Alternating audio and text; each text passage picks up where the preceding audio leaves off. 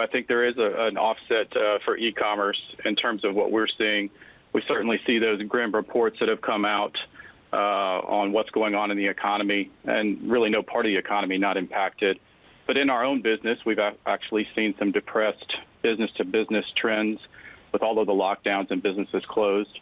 But we certainly have seen an increase in e-commerce, and that's something that we were already pressing into before the pandemic, but the pandemic has certainly proven that that's the trend to follow, given with everybody being at home and ordering more online.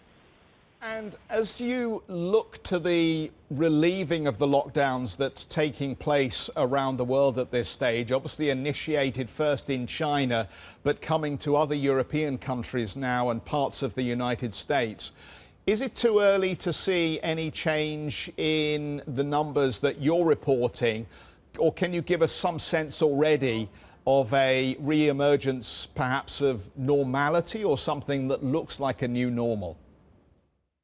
Well, I think it stays pretty uncertain here in the short term.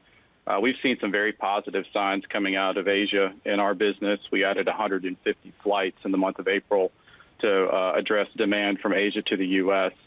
And when you look at Europe, we're actually starting to see some positive signs in our own business of things happening over the past few weeks, particularly as countries ease restrictions. We think there'll be a recovery here in Europe. The pace, the shape, the timing of that is difficult to see because of the disparate way the restrictions are being eased, but also as we look to make sure we don't have a second outbreak.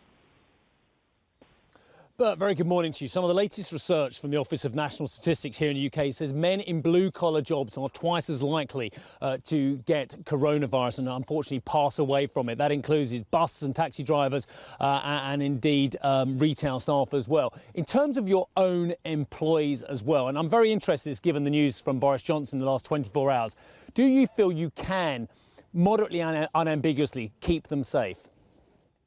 We do, and safety has been a top priority for FedEx ever since we started this business nearly 50 years ago. It's been something we've been focused on in our day-to-day business pre-pandemic, but obviously a heightened focus since this outbreak. Many of the things we're doing in investment, whether it's gloves, masks, sanitizer wipes for our operations, social distancing. We have a tremendous number of people working from home. These things are important to keep our employees safe. We've suspended signature requirements for our packages in many cases to keep our employees and our customers safe. But just as a couple of examples, we provided 7.5 million masks to our employees across Europe and 4.8 million pairs of gloves. So we're really taking this very seriously, as you would expect, to protect not only our people, but also the community.